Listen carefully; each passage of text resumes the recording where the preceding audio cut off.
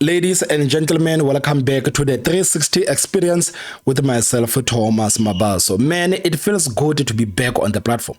It feels amazing to be on this platform again. And I just want to say thank you to the people that have sent me the messages to check if I'm okay. Guys, I understand why some of you get concerned when you don't hear from us, when you don't see us uploading any content. And that's because of the type of content that we do. We understand that the type of content that we do is quite dangerous. And some of you, when you don't hear from us, you immediately assume the worst. That's not the case here, guys. I am 100% fine. And to the people that were quite concerned about my sudden disappearance, I apologize. I fully apologize. I felt like I had to take a couple of days off so that I can spend with my son, man. In this past couple of months, I feel like I was focusing a lot on doing content and I was neglecting him. And I didn't feel like it was fair for me to do that to him. So that's why I took a couple of days off so that I can bond as much as possible with him. And now we are back and we are energized and we are ready to rock. And we're going to start with the drama in the government of national unity. I mean, guys, I am not surprised that Ramaphosa is backstabbing the DA again.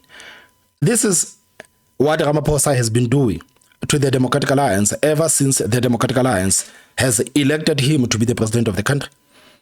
I mean, like every time Ramaphosa does something, he actually reminds the DA that they were never supposed to vote for him to become the president of this country. Because when you listen to the ANC, when you listen to the president of this country, they speak as if they have won the elections and they didn't need anybody else to vote for them so that they can occupy those positions of power. They speak as if they have won with a majority. Listen to Panyaza Sufi when he speaks in Gauteng. This is a guy that was literally voted into office by the Democratic Alliance. But today, when you listen to Panyaza Sufi speak, it's almost as if the ANC has won Gauteng with an outright majority and ANC has lost Gauteng. The ANC has lost the national elections. But these people that are presiding over this animal that is called the African National Congress, they still behave as if they have won the elections. They still behave as if they've won the elections. So I'm not surprised with what Ramaphosa did to the Deputy Minister of the Trade, Industry and Competition. I'm not surprised. Because if you think about it, Ramaphosa has been backstabbing the DA ever since this political party voted for him to be the president of the country. And the DA did that, hoping that Ramaphosa is quite reasonable and they can work with him. But now it seems like the DA, they are finding out in real time that this guy is just a typical ANC man. It's just a typical ANC man who will backstab you whenever he gets the chance. How many times must the ANC and Ramaphosa do something insane to the DA before the DA says enough is enough? What is it exactly is it going to take for the DA to say that no, this is enough? Because you remember even with the bills that Ramaphosa has signed into law, and the DA would come out and say, this is a red line and we dare the president not to cross this line. And Ramaphosa went ahead, he signed the Bella Bill into law, knowing that his biggest partner in the government of national unity was totally against that ridiculous policy of his. But he didn't care anyway. Ramaphosa went ahead and Panyaza Sufi and signed the Bella Bill into act. And today we have South African children that are not even in schools because the Bella Bill says that the children of illegal immigrants can come into this country and enroll into schools without providing any documentation. So today we are facing a situation where South African children are sitting at home and the foreigners' children are at school. This is what these people have actually signed for. And they came again with the Bella Bill. They signed the Bella Bill into law, knowing that the Democratic Alliance is opposed to the NHI. They signed the NHI and lied to the people of this country, telling them that, guys, we understand that we destroyed the public healthcare facilities. But because of us, the ANC, the brilliant African National Congress, next time when you are sick, we want you and your family members to go to the private hospitals. And anybody who criticizes the national health insurance does not want to see poor people getting proper health care. This is what the ANC was saying, and this is how they justified the national health insurance. And people clapped hands for them. And I don't see people actually confronting the ANC about the state of our healthcare facilities. People are not doing that. People cannot wait to get those, to carry those government cards so that they can go to the private hospitals whenever they seek for medical attention. It's ridiculous. It is ridiculous. And now the same people are coming again and saying that we have saved billions and billions of rands. And on these billions and billions of rands, we are going to build 6 new hospitals because we want to make the situation better for the people of this country. Mind you, we have, how many public hospitals do we have in this country? We have hundreds and hundreds of public hospitals that are poorly maintained. Instead of taking that money and actually putting it into these hospitals so that they can be functional, the comrades are saying, no, we are not going to fix these broken down public hospitals. We are going to build 6 new hospitals. This is how the ANC operates. And Ramaphosa signed that nonsense into law. And they came again with the Land Expropriation Act. They came with the Land Expropriation Act. They know exactly that the DA is opposed to this Land Expropriation Act. And I saw with that third bill that Ramaphosa has actually passed, that actually these people, they don't give a damn about the DA. They don't care about the DA. And they hate the fact that sometimes the DA takes them to court for some of these ridiculous policies that they have passed. They hate that because they want the DA to be like Patriotic Alliance. They want the DA to be like Action SA. They want the DA to be like some of these political parties in the government of national unity. Those parties are just there to rubber stamp the nonsense of the ANC. This is their work in the government of national unity. They do not even oppose to the ANC, not even by one bit. Ramaphosa, whatever that he proposes, these political parties are saying, yes, boss. Yes, boss, propose that, and we will support you. Now, the same Ramaphosa came with this, what is this bill? This bill where they were talking about the transformation, and Ramaphosa and his people lying to the people of this country and actually saying that forcing companies to hire a few black people into the positions of power, forcing companies to hire few women into the positions of power, forcing companies to hire few people with disabilities into the positions of power. That means that they have transformed the lives of the people of this country. Those Employment Equity Act, Ramaphosa signed that nonsense into law. And that bill is nothing but quotas. And now they are telling the companies that if you have over 50 employees, and you do not abide by these quotas of ours, you will not be able to do the business with the state. So they don't even see that this policy that they are pushing now is going to hurt the people because the companies are going to scale down. The companies are going to sit down and say, no, instead of us actually applying these quotas of these people, how about we scale down and we don't have 50 people in our company, so that we can continue to do business with the state and we don't have to comply with the quotas. They don't understand that the Employment Equity Act, it is an act to get people out of work. They don't understand that. Somehow they walk around and saying that, no, this is transformation. We are transforming the lives of the people of this country. When is the DA going to say enough is enough? When are they going to say enough is enough? Because I understand, again, that the DA does not want to get out of the government of national unity. And one of the reasons why the DA does not want to get out of the government of national unity, they believe that things are going to be worse if Umkhonto party gets in and if the EFF gets in. But looking at how Ramaphosa operates, I mean, like, are you guys going to be surprised when you hear that Umkhonto party has been pulled in the government of national unity? Are you going to be surprised when you hear that the EFF has been invited in the government of national unity? And what is the DA going to do? What are they going to do if Ramaphosa finally decides to unite the real ANC, which is the African National Congress, Umkhonto party, and the EFF? What is the DA going to do? Because it seems like all of these red lines that they are putting for the president, he's not even listening to them. I mean, you remember after Ramaphosa has fired the Deputy Minister of Trade, Industry and Competition, Andrew Whitfield, The DA said that we are giving you 48 hours. We are giving you an ultimatum. 48 hours. We want you to retract in 48 hours. And Ramaphosa has not said a thing. And Ramaphosa actually doesn't feel like he needs to explain his decision. He doesn't feel like he needs to explain his decision. And always remember that Ramaphosa is doing this to the political party that actually put him in power. The guy says, no, I don't have to explain anything. Well, the presidency says Cyril Ramaphosa does not owe anyone an explanation over why he fired the deputy minister. Despite outrage from the DA, Ramaphosa is not commenting further. That was in accordance with the applicable constitutional section, which is section 93(1) of our constitution. The president can appoint and remove members of the national executive, and there is really no obligation on the president to give the reasons. The reasons are well known between the president and the deputy minister. So I don't know, man. I don't know this arrogancy of the ANC. I don't know where it comes from, man. I don't know where it comes from. I don't know where it comes from. Because I remember when I was following this story, SABC was saying that Ramaphosa possibly fired Andrew Whitfield because of an overseas trip that he took.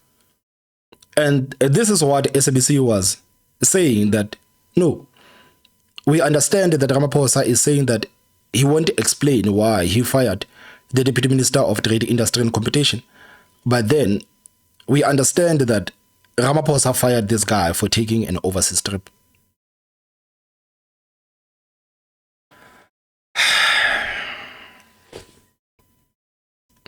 So guys, what do you think the DA should do? What do you think the DA should do? Because me looking at the ANC, man, the ANC hasn't changed. The ANC hasn't changed. And if you think that losing the elections was going to change the ANC, it hasn't changed the ANC. If anything, it has actually made them even more emboldened in their nonsense. So I guess the only question I have is, when is the DA going to say enough is enough? Because I remember I watched the interview that Helen Zille did yesterday. So I'm going to play you that interview that Helen Zille did yesterday. And the DA is saying that, no, we never said that we want to get out of the government of national unity. We understand. When we said that we are giving Ramaphosa 48 hours, we understand that to people, it sounded like the DA was finally thinking of removing themselves from the government of national unity. Because when is enough going to be enough? But then the DA says that no, we are withdrawing from the national dialogue following the firing of the Deputy Trade, Industry and Competition Minister Andrew Whitfield earlier this week. The party made the announcement at the media briefing on Saturday afternoon. So I'm not the only one who was quiet. I'm not the only one who was thinking that the DA is going to drop of the government of national unity. And I'm sure when they said that we are giving you 48 hours, they knew that this is what the ANC was going to think. They knew that this is what the public was going to think. And now they are saying, no, for us to show that we are retaliating, we're going to withdraw from the national dialogue. The ANC doesn't want the DA to be in the national dialogue. They don't care if the DA attends the national dialogue or not.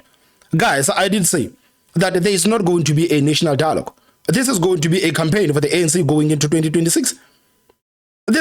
There's no national dialogue. Ramaphosa will stand there and tell the people of this country about the work that the ANC has did and reminds the people about it and not take accountability for anything, because they already have the people that are selected to represent the people. The people of this country are not even in charge of the people that are representing them in that bogus national dialogue. So there's no national dialogue. Let's get that clear. There's no national dialogue. This thing is just a campaign for the ANC.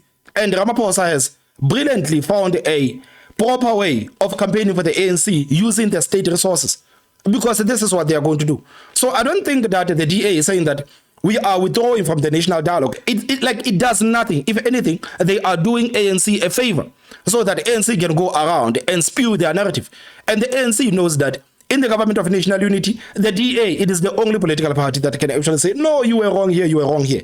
All of those political parties in the government of national unity, they are just the lackeys of the ANC. They are just the extension of the ANC. You will see those political parties, you will see those members of those political parties. They will be there praising the ANC. They will be there worshipping the grounds that Ramaphosa works on. So the DA is saying that we are withdrawing from the national dialogue. It does absolutely nothing. It does absolutely nothing. If anything, you are doing ANC a favor. You are doing ANC a favor. You are doing ANC a favor. So now, the ANC is going to campaign nicely going into 2026. Just imagine, but these people are willing to use over 700 million rands on this bogus national dialogue. These people will be touring the whole country and campaigning for the ANC and disguising it as a national dialogue. It is a shame. It is a shame. And I'm happy that yesterday when I was listening to the interview that Helen Zille did, she said the same thing. That's why I'm saying, like, man, you know, like, I don't like to take credit. I honestly don't like to take credit. But sometimes when I say things, I do believe that some of these people, they hear these things.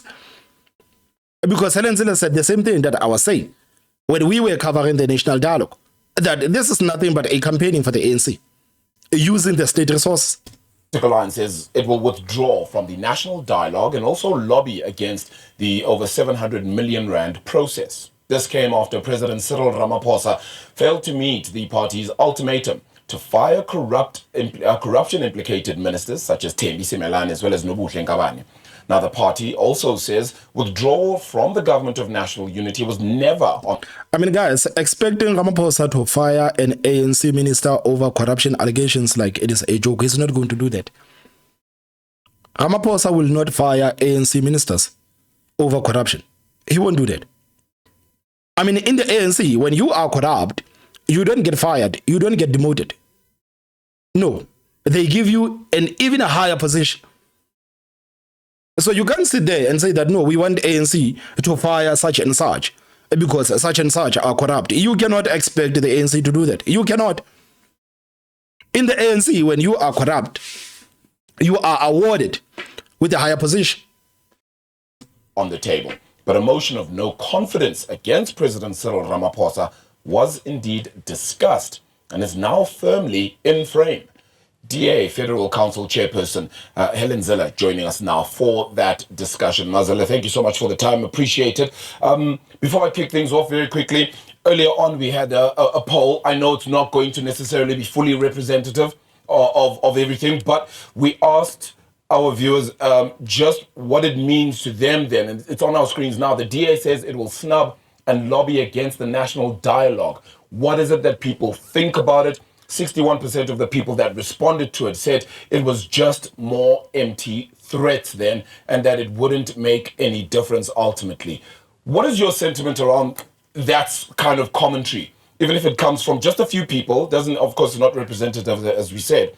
But what do you think of that commentary, perhaps from some? Well, whatever the polls were, they would have all been much wiser than us, as we know. We're very used to that.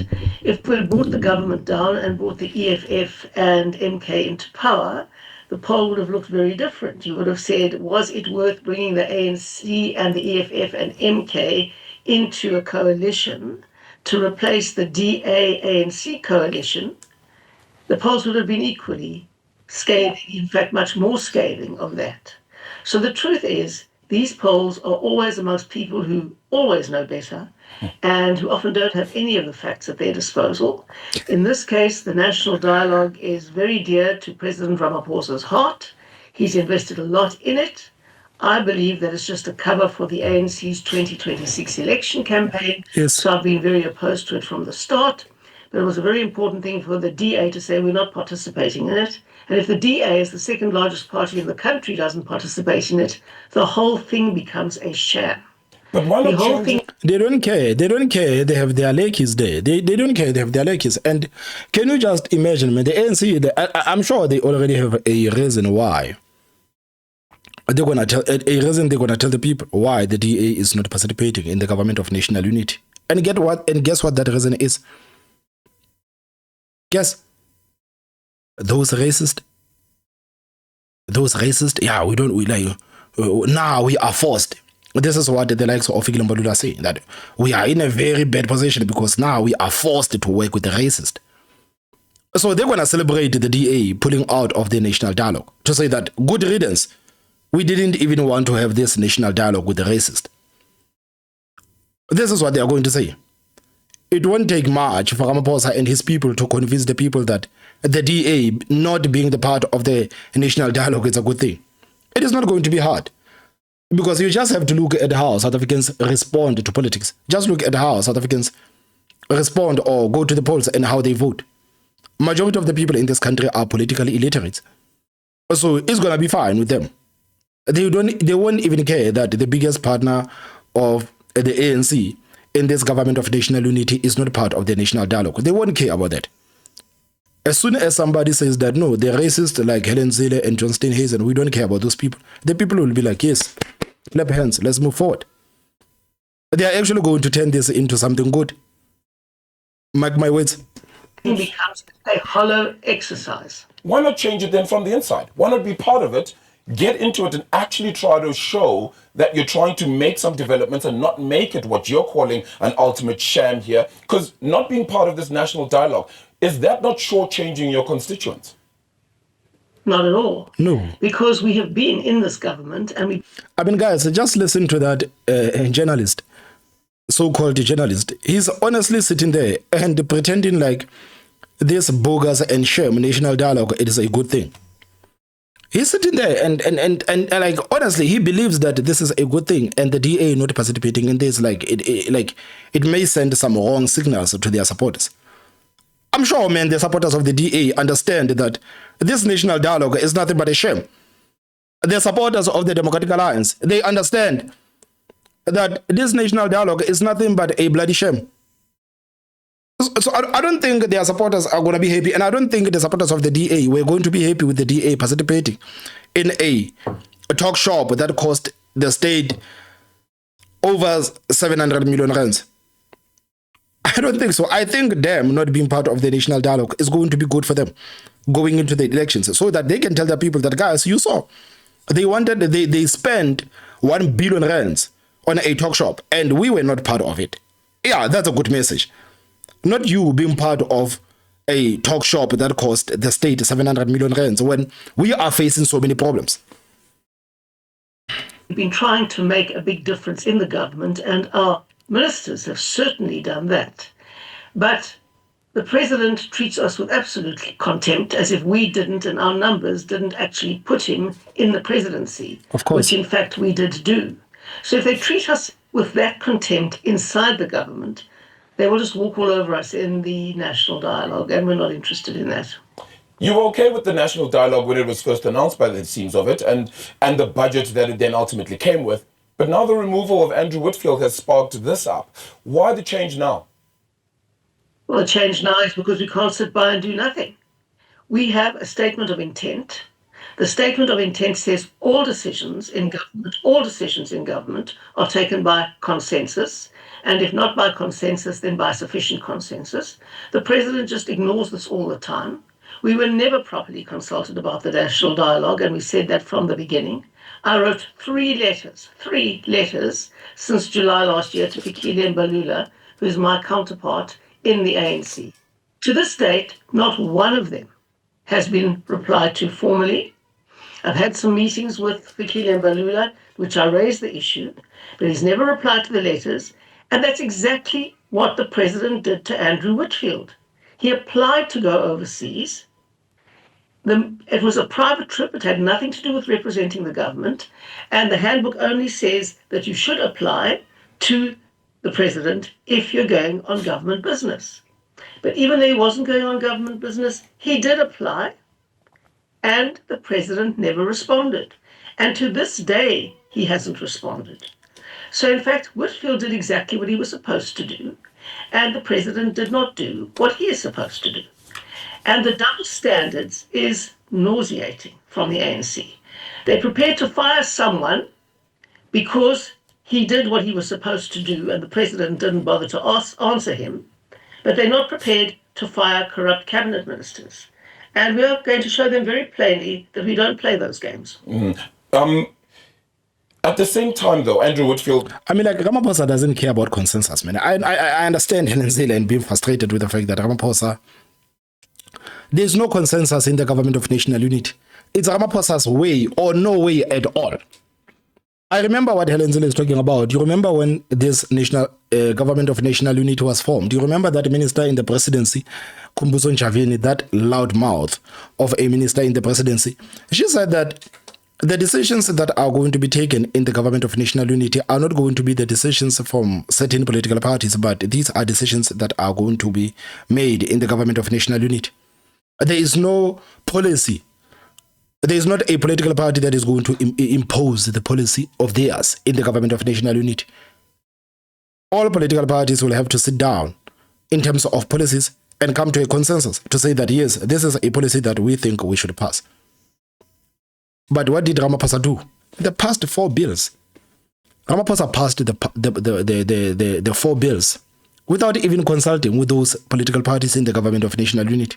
I mean, yesterday, I was quite surprised when I saw the Patriotic Alliance saying that if the DA tables a motion of no confidence, then they are going to support the ANC. They are going to support the ANC. And this is the same political party that was furious with the fact that Ramaphosa has passed the bill without even consulting with them. They were furious to say that, no, even if you want to take us out of the government of national unity, you can take us out today. But we are not going to sit here and allow you to pass bills without even talking to us. Treating these political parties with contempt, not only the Democratic Alliance, all those political parties in the government of national unity, they are treated with contempt by Ramaphosa and his people. Because I think they understand that these political parties in the government of national unity, they are just happy with the pegs. They are just happy with the ministerial positions, with the deputy ministerial positions. And they are not going to do anything, because if you dare try to challenge the ANC, then this is what's going to happen to you. And this is exactly what the ANC has did with this firing of the Trade, Industry and Competition Minister. They are setting the example for other ministers in the government of national unity to say that if we can fire a deputy minister from the DA, we can fire you. We don't care about you. So this guy is a sacrificial lamb. He's a sacrificial lamb. And this is a message that the ANC is sending to other political parties in the government of national unity to say that if you dare try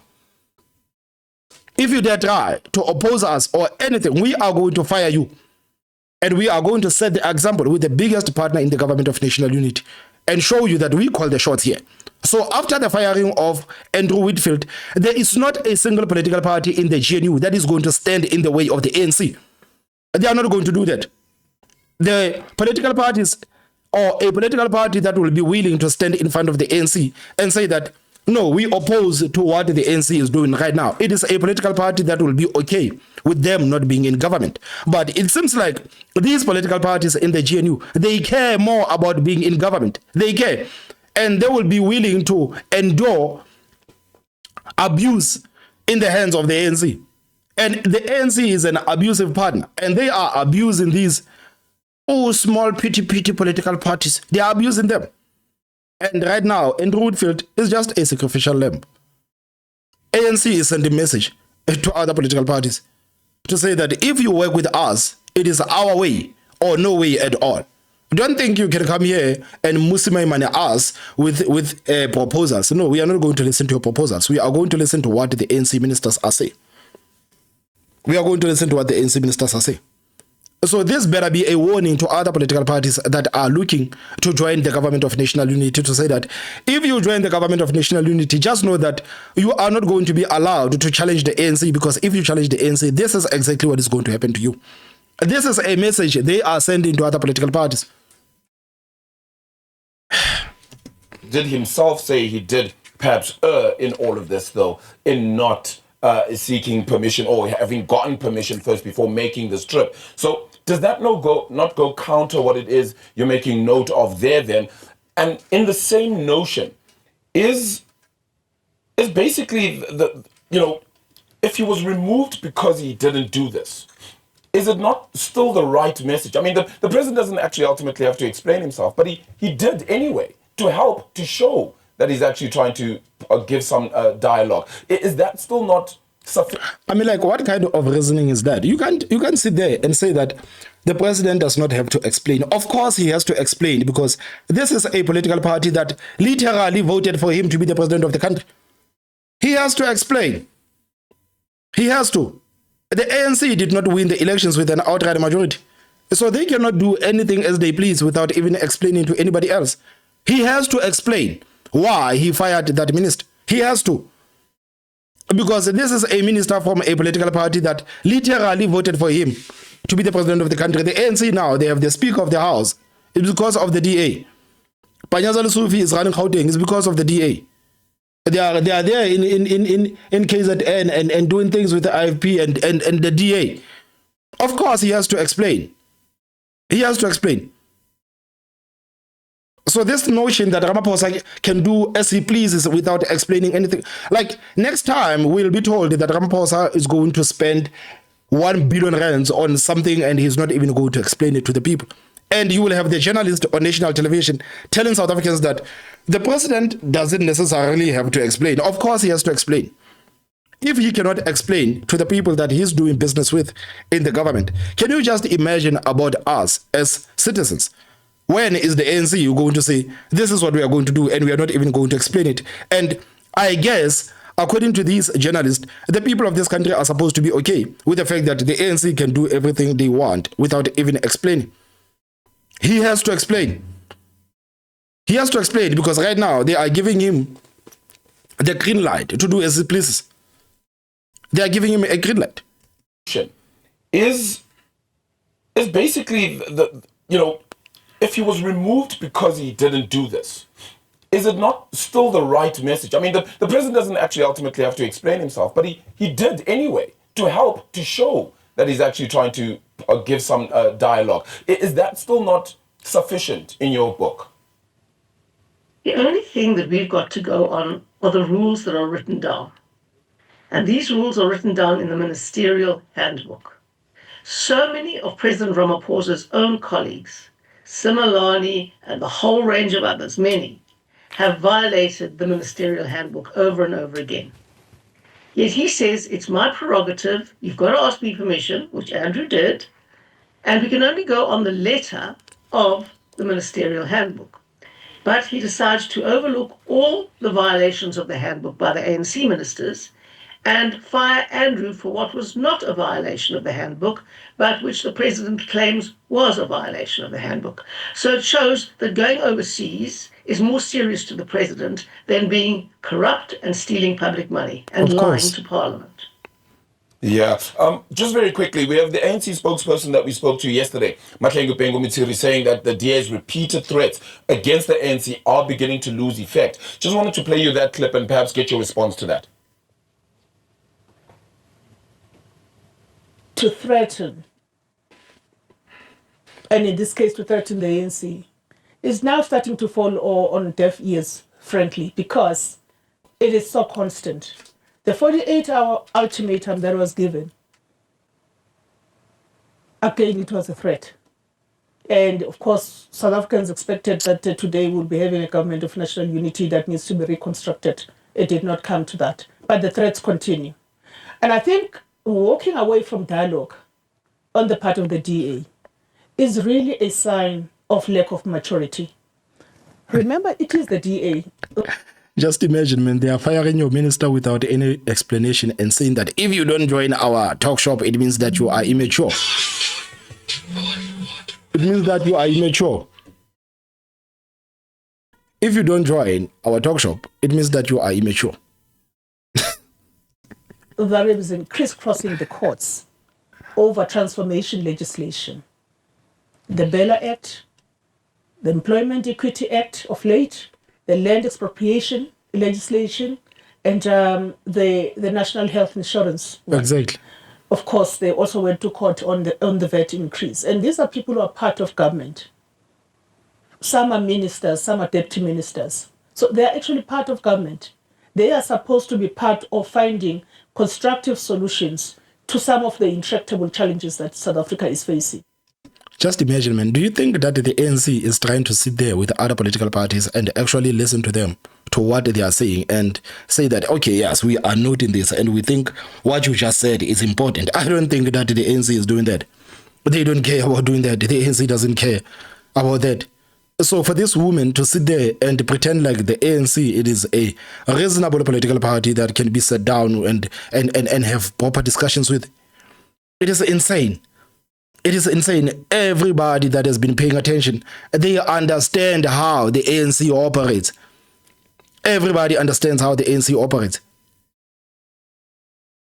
We do. So ultimately, she's saying you're wanting to eat your cake, or rather have your cake and eat it too there. You want to be part of the GNU, but not part of the national dialogue, and then you ask for dialogue, and you don't want to be part of it. Your response? What a joke. I mean, we've been trying to dialogue with the ANC in the government from the beginning, and they flatly ignore us. That's why we have to go to court. We only go to court because they flatly ignore us in government, where we are a crucial partner, where we bring the numbers to keep Cyril Ramaphosa in power. They flatly ignore us. They carry on as if they've got a 51% majority, yes, which they don't have. And we are not going to make it easy for them to bring the EFF and MK into government. If the EFF and MK come into government, every single person in this country will suffer. The value of the rand will go through the floor. But that's the thing about South Africans. It's not like South Africans, they care about suffering. That's the thing about South Africans. South Africans are okay with suffering. Because if you look at the votes, you look at the ANC with 40%, you look at Umkhonto we Sizwe Party with like 15%, you look at the EFF with like 9%. The people that vote for these radical leftist policies are over 60%. Over 60% of the people that go to the polls, they vote for these radical leftist policies. So they are fine with suffering. South Africans are totally fine with suffering. And I don't think this message of the DA is going to land well. Because you cannot threaten South Africans by telling them that they are going to suffer. Or you cannot reason with South Africans and tell them that they are going to suffer. Because majority of them, they are voting for the suffering. They may not all vote for the ANC, but they vote for the EFF and Umkhonto we Sizwe Party. And these are the political parties that have the same policies with the ANC. So they love suffering. They love suffering. South Africans love suffering. Investment will be withdrawn. Your pension will be worth a fraction of what it's worth now. And unemployment will skyrocket. That is what we know will happen if the EFF and MK come into government. And we promised South Africans that we would not let that happen. We're not going to make it easy for the ANC to ignore us by simply walking out. They're going to have to fire us, but we're very close to firing the president. Very close to firing the president. I'm actually going to... Yeah. Yes, that's a proper threat, man. That's a proper threat. I think the DA should go ahead with a motion of no confidence. And if the DA goes ahead with a motion of no confidence, it is going to expose the political parties that actually want Ramaphosa to continue being the president of this country so that he can continue to destroy this country. So go ahead, initiate the motion of no confidence so that you can expose to South Africans these political parties that are okay with the ANC doing what they are doing. Because I can assure you, because they hate you in the parliament. They hate the DA so much. The political parties that are in government, that are in parliament, they hate the DA so much that they would vote against the DA, even if they are voting against the interest of the country. If the DA comes and proposes something that is going to be beneficial to all of us as South Africans, you can bet your last savings that the political parties in this country, they are going to vote against the DA. They don't care. They don't care. This is how much the political parties in this country hate the DA. They will literally vote against the interest of this country just to spite the DA. Just to spite the DA. So go ahead and initiate the motion of no confidence. Go ahead. Go ahead. I'm actually going to go into that motion of no confidence in a second, but just very quickly, in another interview yesterday, you said, and I quote, "We have the power in our numbers because of the voters to bring the government down, and we will use that power." My two questions is, one, how? And two, how does that benefit the same country you're looking to rebuild if you're saying you have the ability and the power to bring the government down. How is that helpful? Well, it's helpful if we are just merely puppets in the government of national unity. We don't plan to be treated that way. We have a statement of intent that the ANC has ignored at every turn. We're fighting for it to be respected and implemented. And if the ANC continues as if they have an overall majority, we will show them that they do not. And if Cyril makes himself indistinguishable from Paul Mashatile and the corrupt RET faction, we will also indicate to them that we have the numbers to bring down the president. And we will use those numbers. We came very, very close to doing so. A motion of no confidence was actually in the frame. And a motion of no confidence would bring the president down and it would bring the government down. And we know what the consequence of that would be, but we will not be treated in the way that the president chooses to treat us, with hypocrisy and with double standards. That is why we're using our numbers in Parliament to vote against the budget votes of those implicated ministers, so they won't get their budget votes through. That'll be an indication that we will use our numbers against the ANC when we have to. Yeah. And we are using our numbers and our influence to turn the national dialogue into a total sham and to prevent the ANC from using public money, 700 million rands worth of public money, to drive what is their disguised election campaign. Helen, one has to ask, however, how would a motion of no confidence work and succeed for you? You need 201 votes at the very least. Even if all the coalition partners voted with you, it only brings that number to 127. Who else? I'm quite concerned about the fact that the so-called journalist, he didn't even ask anything about the allegation that Helen Zille and I have been making, that the ANC is simply going to campaign with this bogus national dialogue. He's not even getting into why are you saying that the ANC is going to campaign with this national dialogue. I guess they don't want to hear more truth about the national dialogue. But I find it quite amazing. As a journalist, you are sitting there and you are not even saying, like, what are you saying about the ANC and the national dialogue? And what do you mean that the ANC is going to campaign using the national dialogue? So that it can open up the conversation. But no, this guy is sitting there like a robot, doing the quarterback of the ANC.